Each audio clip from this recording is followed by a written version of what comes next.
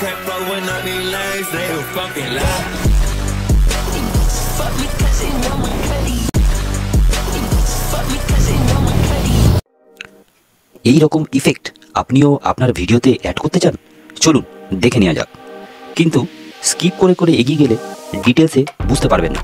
একটু ধৈর্য ধরে ভিডিওটা পুরো দেখুন, তাহলে সহজে বুঝতে পারবেন। এই ভিডিওটি করার জন্য আমাদের দুটি ভিডিও ক্লিপিং লাগবে। প্রথমে আমি জাম্প করছি, সেই ভিডিও ক্লিপিংটি অ্যাড করে নেব। তারপরে চলে যাব সেকেন্ড ভিডিও ক্লিপ, যেখানে আমি বাইক চালিয়ে স্ক্রিনের এক প্রান্ত থেকে অন্য প্রান্তে বেরিয়ে চলে যাচ্ছি, সেই ক্লিপিংটি নেব। ক্যাপকাট লেখা ওয়াটারমার্কটি আমি এখানে ডিলিট করে দিলাম।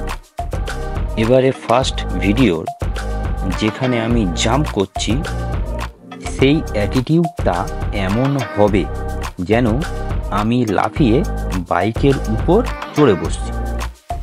পা দুটি যখন মাটি থেকে উপরে থাকবে, ঠিক সেই জায়গায় পর্যন্ত ভিডিওটা রেখে দিয়ে বাকি অংশটা আমি স্প্লিট করে ডিলিট করে দেব। এবার চলে যাব সেকেন্ড ভিডিও ক্লিপটিতে, যেখানে প্রয়োজনীয় অংশটি রেখে এক্সট্রা অংশটি ডিলিট করে দেব। এখানেই আসল এডিটিং। ফার্স্ট ভিডিওটিতে যেখানে লাফ দিচ্ছি, সেকেন্ড ভিডিওটিতে আমি বাইক চালিয়ে ঠিক সেই জায়গায় যখন যাব ওই পর্যন্ত অ্যাডজাস্ট করে নিতে হবে। তাই বারবার দেখে নিতে হবে যে লাফানোর পর বাইক মুভ করছে কি, ঠিক এইভাবে। এবারে সেকেন্ড ভিডিওটি সিলেক্ট করে ভিডিওর স্টার্টিংয়ে কার্সারটা রেখে চলে যাব ফ্রিজ অপশানটিতে। এবার বাইক রাইডিং মুভমেন্টটি সবাই দেখতে পাচ্ছেন ফ্রিজ হয়ে গেছে। তারপর চলে যাব ওই ফ্রিজ অপশানটিকে ওভারলে করে দেব। ফ্রিজ হওয়া অংশটির লেন্থ কমিয়ে দেব ও সেটি 0.1 সেকেন্ডে রেখে দেব, না হলে অ্যাডজাস্টমেন্ট ঠিকঠাক হবে না। এবারে ওই থার্ড লেয়ারটিকে টেনে ফার্স্ট ভিডিওর শেষে বসাতে হবে ও ভিডিওটা চালিয়ে বারবার লাফানো ও বাইকের মুভমেন্টটি ঠিক অ্যাডজাস্ট হচ্ছে কিনা তা দেখে নিতে হবে। আবারও আমি ফ্রিজ লেয়ারটিকে সিলেক্ট করে তার ব্যাকগ্রাউন্ড রিমুভ করে দেব।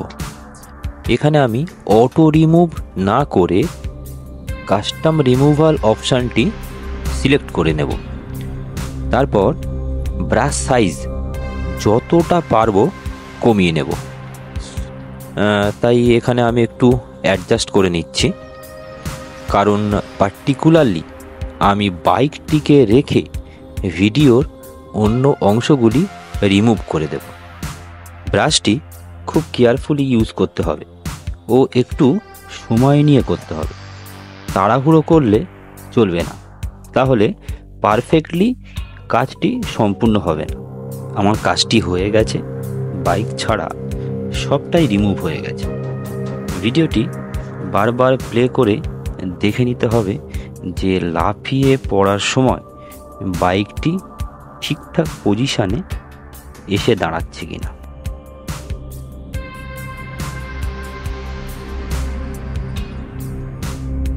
এবারে সেকেন্ড লেয়ারে এইভাবে কার্সারটি রেখে একটি কি ফ্রেম অ্যাড করব ও শেষের দিকে ও সামনের দিকে একটা কি ফ্রেম অ্যাড করব। এবার সামনের কি ফ্রেমে কার্সারটি রেখে বাইকটিকে ফ্রেমের বাইরে ঠিক এইভাবে টেনে বের করে দেব।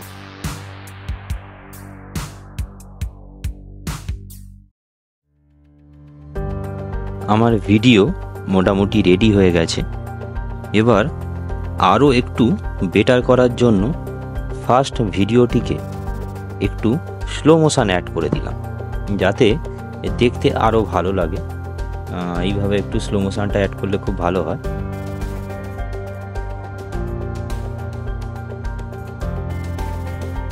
এবার স্লো মোশন করার পর আরও একবার বাইকের মুভমেন্টটি অ্যাডজাস্ট করে নিলাম।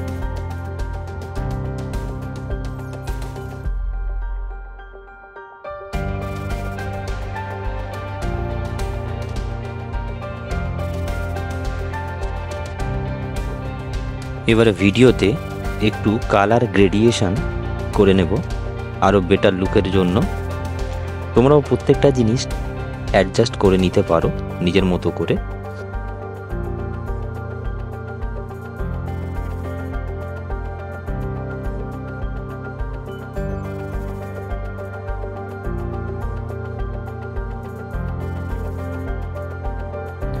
আর অ্যাপ্লাই টু অল করে দিলাম, তাহলে সবগুলি ক্লিপে সেম কালার অ্যাডজাস্টমেন্ট হয়ে যাবে। আমার সবগুলি ক্লিপে সেম কালার গ্রেডিয়েশন মোটামুটি অ্যাড হয়ে গেছে।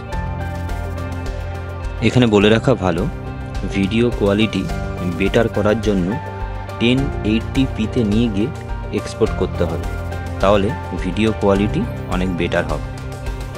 আমিও এক্সপোর্ট করে দিলাম। এরকম আরও ভিডিও এডিটিং টিপস পেতে চ্যানেলটিকে সাবস্ক্রাইব করে পাশে থাকুন বন্ধুরা।